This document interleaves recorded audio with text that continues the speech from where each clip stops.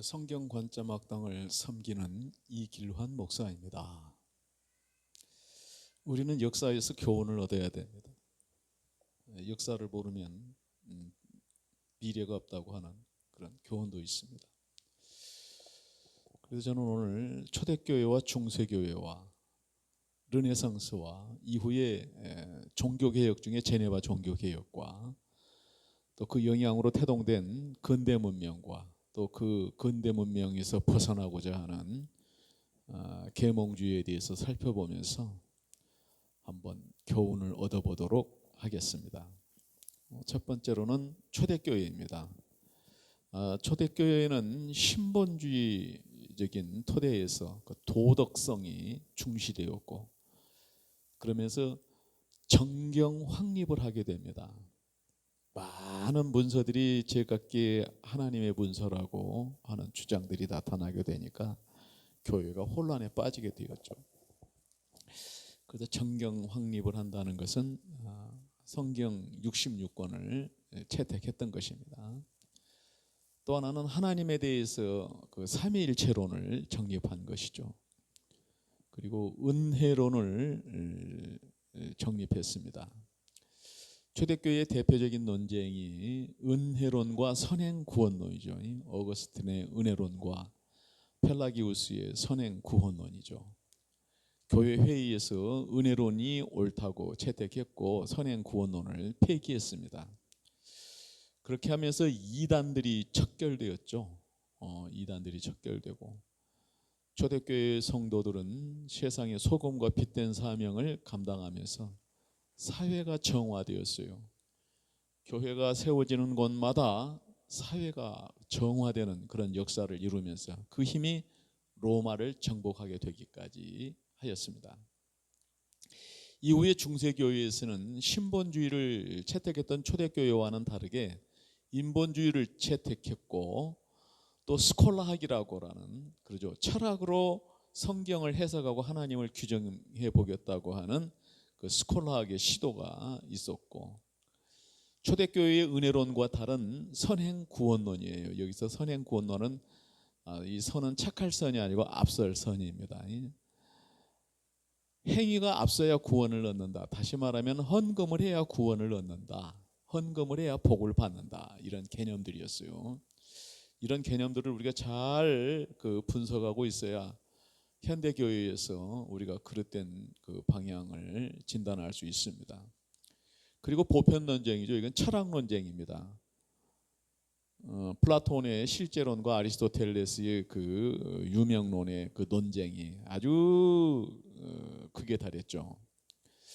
교회에서 성직자들이 성경을 연구하고 하나님 말씀대로 살아가도록 초대교회와 같이 이렇게 인도해 줘야 되는데 초대교회는 성직자들조차도 보편 논쟁에 치우치게 되었고 그러면서 오류에 빠지게 되었는데 그것은 뭐였냐면은 성경을 금지했던 거예요. 평신도들에게 성경을 금지했어요. 그리고 중세교회는 미신과 신비주의에 빠졌습니다. 미신과 신비주의에 빠진 거예요.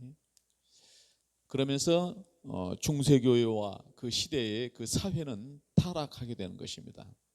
교회는 변질되고 사회는 극단적인 그 타락을 맞이하게 됩니다.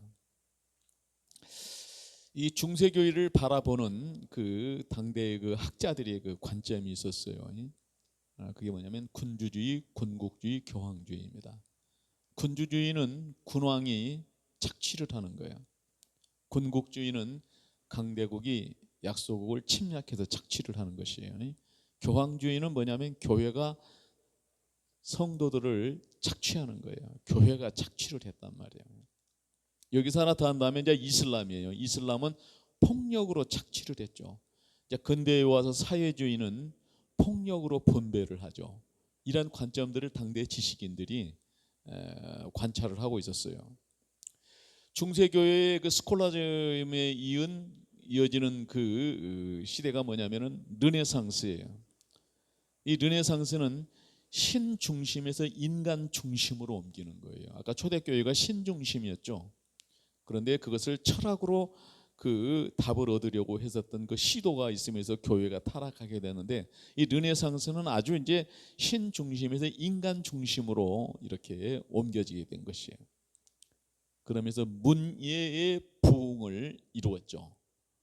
그래서 이제 중세의 그 르네상스 시대에 이루었던 그 업적들을 보면은 상당히 우리가 지금도 말하자면 감탄하고 그런 그 경지에 이르게 됐는데, 문제는 뭐냐면은 그렇게 문예가 부흥되고 뭐 과학도 발전되고 뭐 이런 측면들이 있었지만은 교회와 권력층들의 향락은 극에 달했어요.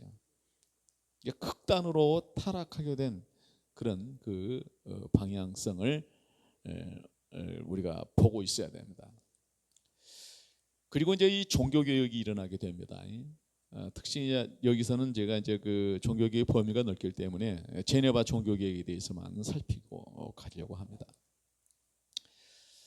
제네바 종교 개혁에서는 성경과 십계명에 근거한 공평과 정의의 기치를 듭니다. 성경과 십계명에서 공평과 정의라고 하는 기치를 들고 신본주의 도덕성이 회복되죠. 아까 초대교회와 같은 신본주의와 그 도덕성이 회복됩니다. 종교개혁의 그 핵심은 만인제사장설, 직업소명설, 예정설이죠. 거기에 근거해서 개인의 권리라는 것을 확립했습니다. 개인의 권리. 이 개인의 권리가 여기서 처음 나온 거예요. 그러면서 권장하는 것은 뭐냐? 근면해라, 성실해라, 봉헌해라, 가정을 윤택하게 하라, 저축을 하라, 재투자를 하라, 구제를 하라. 이런 것들이 지금 제네바 종교개혁에서 비로소 구체화된 것입니다. 그리고 책임의식을 가져라. 우리 집에서도 책임의식 없는 사람 하나 있으면 그 집안은 그냥 쑥대밭 되는 거잖아요. 국가 지도자 하나 책임의식 없는 국가 지도자 나오면 그 나라는 망합니다. 베네시얼, 공산권 혁명 진영이랄지, 우리나라도 그런 위기의식을 지금 갖고 있는 상황에 지금 접해 있지 않습니까? 준법 정신입니다. 법을 지키고 살아야 된다 것이죠.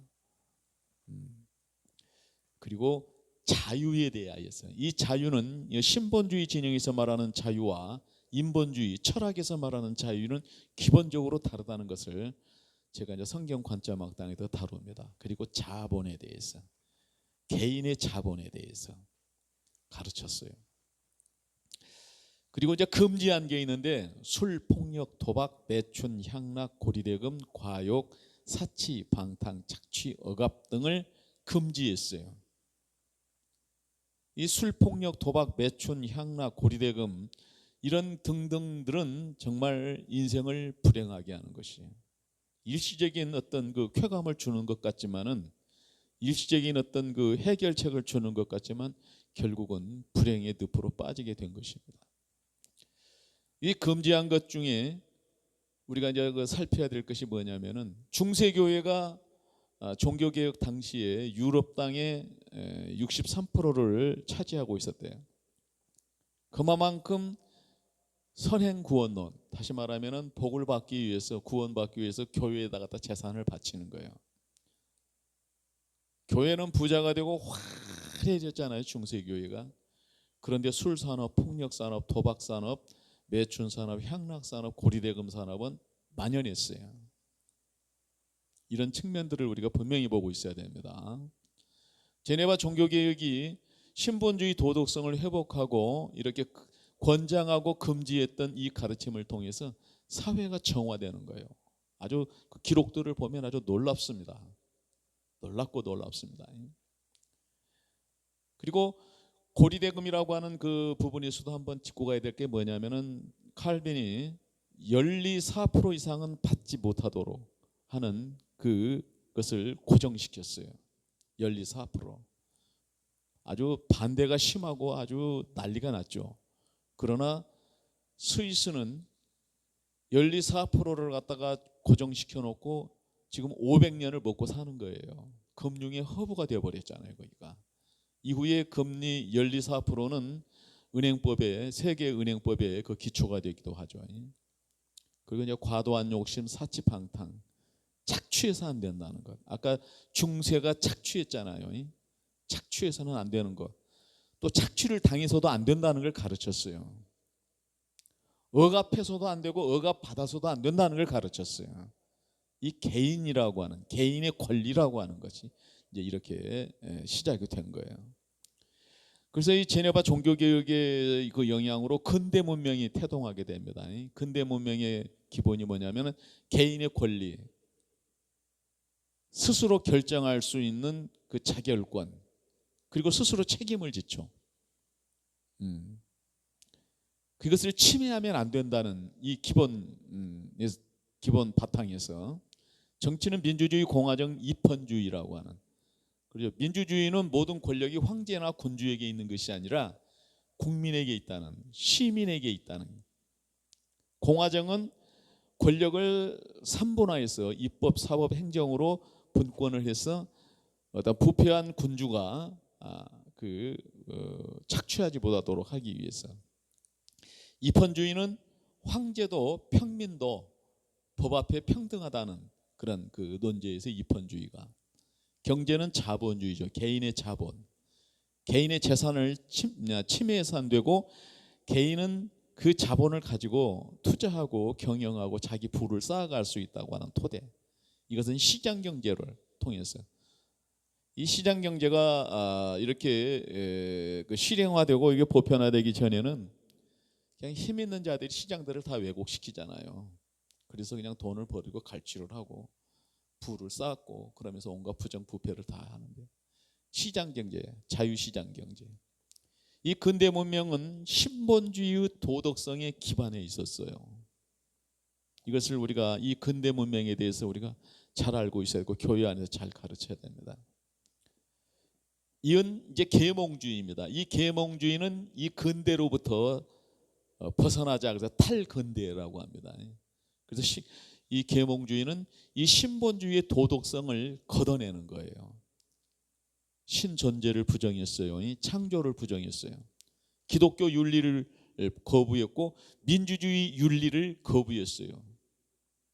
그리고 정치와 종교를 정교 분리를 하고 종교의 자유라고 하는 그 주장을 고착시켰어요. 그리고 계몽주의에서 좌파가 우파가 나오게 되죠. 그러면서 기독교는 사사화되었어요. 사사화되었어요. 공공성이, 기독교의 공공성은 사라지고 개인화되었다. 개인 신앙 뭐 이렇게 말하면 갖춰지게 되었단 말이에요. 사회적 영역, 소금과 빛된 그 사명을 감당해야 되는데 이 부분이 약화되었단 말이에요. 그러면서 계몽주의에서 태동된 공산주의 혁명을 우리가 알아야 돼요. 신본주의 도덕성을 걷어내고 기독교 민주주의 이 윤리 이런 그 가치들을 다 제거하고 난 다음에 공산주의가 태동되는 거예요. 계몽주의에서. 이 계몽주의를 우리가 잘 알고 이거 교회에서 가르쳐야 됩니다. 학교에서 가르치는 그 계몽주의와의 그 개념들을 가지고는 이런 것들을 분석해내지 못합니다.